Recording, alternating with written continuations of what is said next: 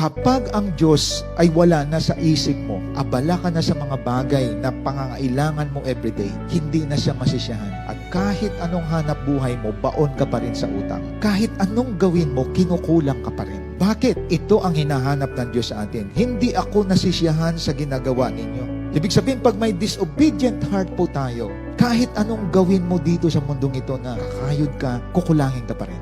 Alam nyo ba kapag ikaw ay isang Kristiyano na nabuksan sa katotohanan, and you forget at ang iniisip mo palagi, sarili mo lang. At kapag makasarili tayo mga kapatid, at hindi natin nabigyan ng panahon ang Diyos sa buhay po natin, we don't glorify God. Kaya sabi dito, umasa kayong aani at masagana, ngunit kayo'y nabigo. At ang kaunting ani na iniwi ninyo ay akin pang isinambulat. Ginawa ko yan sa inyo sapagkat abalang-abala kayo sa pagpapaganda ng inyong mga bahay. Samantala, ang templo ng aking tahanan ay pinabayaan ninyong wasak. Ang message ay ganito, abala tayo sa sarili natin. Marami abala sa mga kinikita sa labas, pero napabayaan ang gawain ng Panginoon. Marami abala sa sarili, pero wala silang compassion sa mga kaluluwa na dapat abutin. Kaya mapapansin ninyo, may hanap buhay ka, kapos ka pa rin. Palagi ka pa rin kinukulang. Nag-iingat ka pero nagkakasakit ka pa rin. Kasi ang nakita po natin dito, napabayaan natin ang templo ng Diyos. That is why if you obey God, pansinin nyo to, kapag sumunod ka sa Panginoon, ang pagsunod sa Diyos, kumikita ka ng malaki, hindi mo napabayaan ang gawain ng Diyos at hindi mo pinabayaan ang mandate ng Lord, nag-aabot ka ng mga kaluluwa. Yun ang tamang pagsunod sa Panginoon. We don't live like a pagan people. Ang mga pagano, kain, tulog, magsaya. Ang mga pagano, paggising sa umaga, ang iniisip palagi pagkain, trabaho, pera. Walang Diyos na kinikilala. Pero pag ikaw ay Kristiyano, mananampalataya ka, disciple ng Panginoon, paggising mo sa umaga, pasasalamat ka agad sa Panginoon. At pagkatapos nito, nagpipray ka sa Kanya. Pumapasok ka, naghahanap buhay ka, 24/7 ang nasa utak mo pa rin. Ginuglorify mo ang Panginoon. At kapag may pagkakataon, ang kaopisina mo, ang katrabaho mo sa business, ang mga tao na nasa paligid mo, hindi ka papayag na hindi mag-share ng gospel. Kaya mapapansin mo, sapat ang kinikita mo pero sumusobra. Kasi you obey God's mandate. Sumusunod ka sa mandate ng Lord. Kaya yung mga tao na inuuna ang Diyos, wala ako narinig na may mga reklamo at kinakapos. Tahimik lang sila pero God supplied all their needs. Pero yung mga palaging nagko-complain, kung pansinin mo, kahit Sunday yan, kayod marino yan, pero kinakapos pa rin. Kaya tandaan natin, obedience matters. If you seek first His kingdom, His righteousness, everything will be added unto you.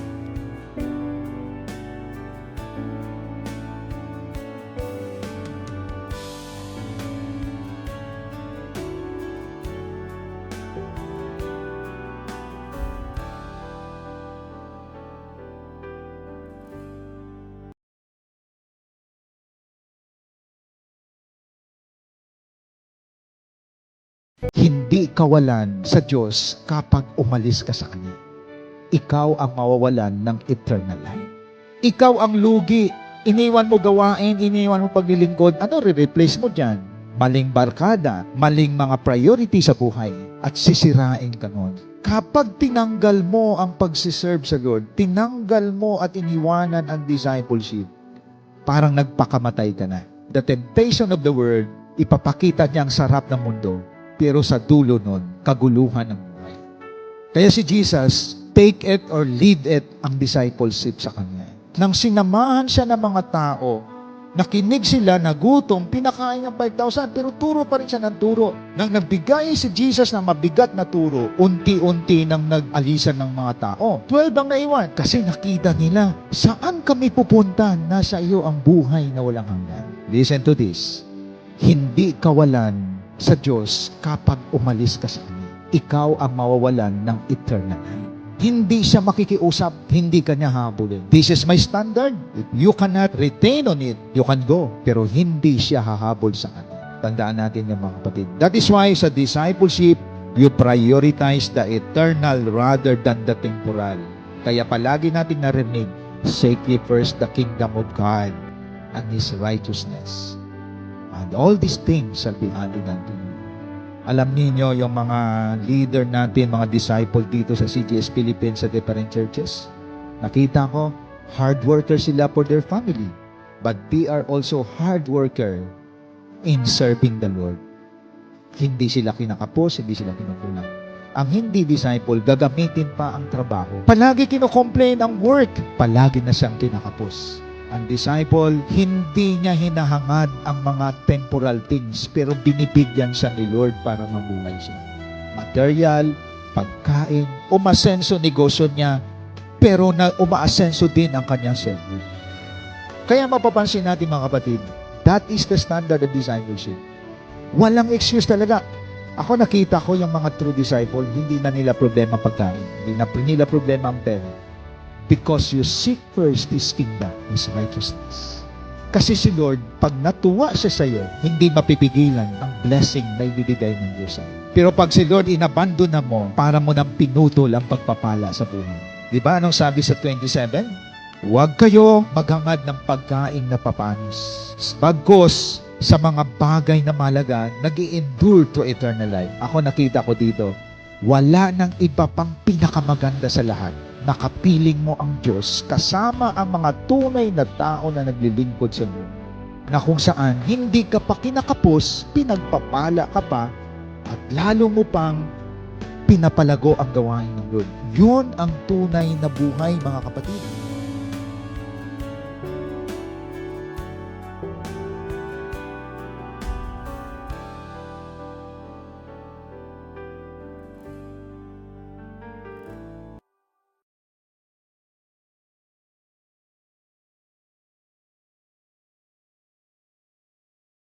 So ang anointing, hindi lang sa pastor, hindi lang sa mga bishop. Ang anointing, hindi lang sa isang tao. Sa time natin ngayon, gumagalaw ito sa church. At ang church, ito yung mga binago ang buhay. That is why the anointing of the Holy Spirit unites us to work for the growth of the church. Ibig sabihin, kung kaisa ka na gumagalaw, kumikilos sa paglago ng church, isa ka sa may pahid ng Espiritu Santo. Isa ka sa kinasihan ng banal na Espiritu Santo. Ang anointing of the Holy Spirit sa time natin ngayon, nagwo-work corporately. Ang mga kawan na sumusunod sa shepherd. Kasama ka sa kawan, corporately, gumagalaw tayo. So, synchronized, uniform tayo. Every day, we read our Bible. Every day, we pray. Every week, may kanya-kanyang cell group. May mga cell group ng Monday, ng Tuesday, ng Wednesday, ng Friday, Saturday. Ibig sabihin, galawan yan ng iisang espiritu. At the same time, ang bawat tribes, nagwi-win souls. Kung anong direksyon sa vision, sama-samang lahat. Bakit? Pinag-isa tayo ng Espiritu Santo. So the purpose of anointing, it's individual na may Jesus Christ, work corporately for the growth of the church. Bakit sabay-sabay tayong nagkakaisa sa panalangin? Nagkakaisa sa pagbulay-bulay ng salita ng Diyos. Nagkakaisa tayo sa pag-abot ng mga tao na mabago ang buhay. Hindi yan magagawa kapag iba ang espiritu mo. Ibig sabihin, nagagawa mo yan kasi part ka ng body of Christ. Kaya tandaan natin, nagkakaisa tayo, it's because of the Holy Spirit who works in us. Kaya isang malaking pagkakamali kung ikaw ay nasa loob at gumagalaw ka na nag-iisa. Kapag belong ka sa kawan, ginagabayan ka ng Espiritu Santo, kasama ka sa kawan, hindi ka humihiwalay. Kaya mapapansin natin, anuman ang instruction ng leader, instruction ng pastor, synchronize ang galawan natin. Lahat nagwi-win soul, lahat nagpapadisciple, lahat naman ay nagse-cell group. We know our language. Why? This is the work of the Holy Spirit. Ikaw, nakikinig ka pa sa mga toxic na tao, mga maling tao, sasanib sa iyo, espiritu na mareklamo, espiritu na puno ng excuses, ang daming espiritu na mali na pumapasok sa isang tao. Tandaan natin, nagwo-work ang Holy Spirit sa kawan, hindi sa nag-iisa lang. Ang anointing ng Holy Spirit para lumago ang church. Hindi sa pang-personal, kundi for the common good, sa ikabubuti ng lahat. Makikita mo, naging healthy ang church kasi pareho ang espiritu natin. Walang espiritu na rebelde, ang espiritu na maribelde, humihiwalay yan. Gusto niya maiba kasi ang espiritu na sa kanya, hindi espiritu ng Diyos. So kung cause ka ng division ng church, cause ka ng conflict ng church, naghiwa-hiwalay ang mga members dahil chismosa ka, mapanira ka, that is the work of the evil spirit. Kasi pag anointed po tayo, bumubuo ka dahil part ka na paglago ng church. Ang pastor hindi nagpapalago ng church. Ang Holy Spirit ang nagpapalago ng church at sumasanib yan sa bawat isa na mapagpakumbaba at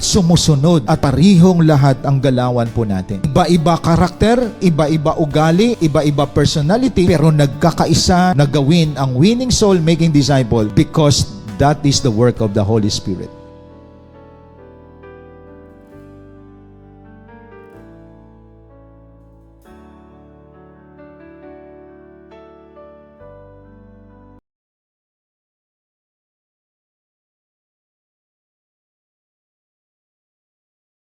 Kaya may mga tao na na-stress, nadidepress, nadidiscourage, nadidisappoint, nagkukommit ng suicide because they play God.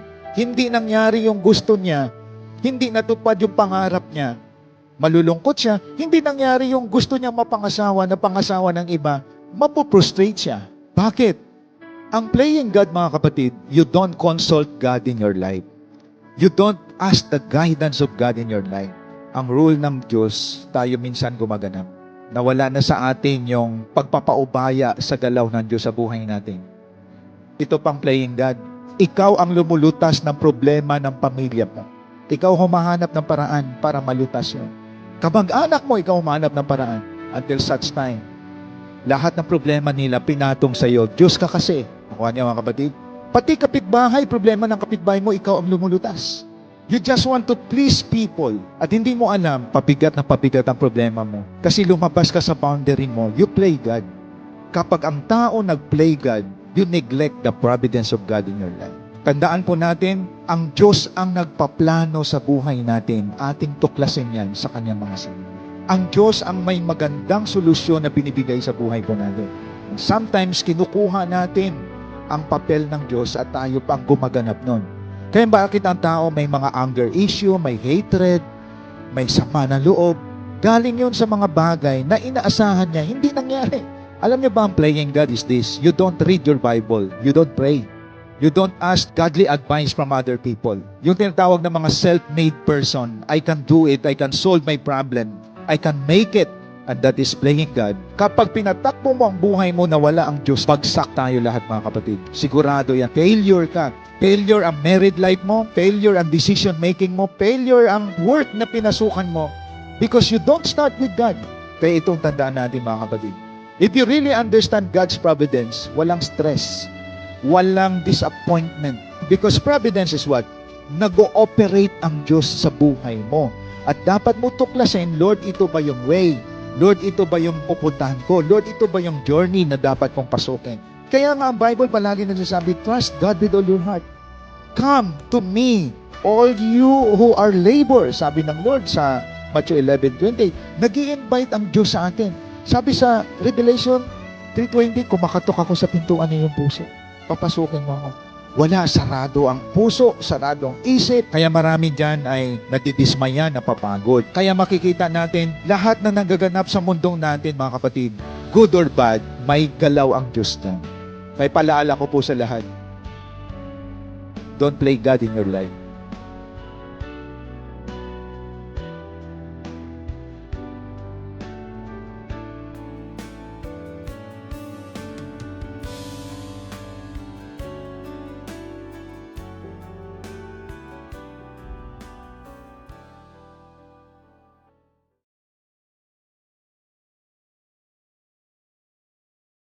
Time will come, madidiminis po tayo. Lumilipas ang panahon natin. So you need to pass the baton. Alam niyo bang passing the baton? Isang laro ito ng mga mananakbo na may hawak na small stick.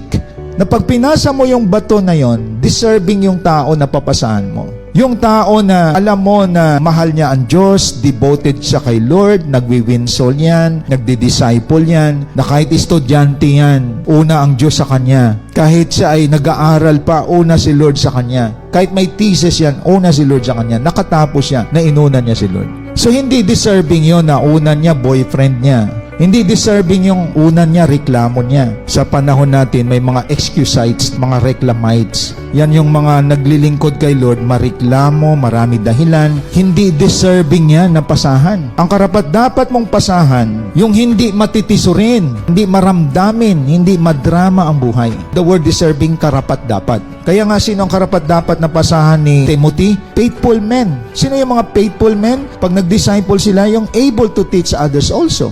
hanggang sa generation to generation. Kaya walang pagkaluma ang disciple making. Ano mang generation yan at sino ang handa dyan na magpaayos sa Lord, mababago buhay. So walang generation X dyan o ano mang klase ng generation yan. Generation Alpha o Generation C. Ano mang generation yan, wala sa klase ng mga tao yan. Ano man katindi ang pangit ng ugali, babaguhin yan dahil si Kristo ang nasa gitna ng discipleship. Ang isang solid na disciple, hindi nakatingin sa problema, hindi nakatingin sa sarili niya, nakatingin siya palagi sa Diyos. That is why you love God and you love people.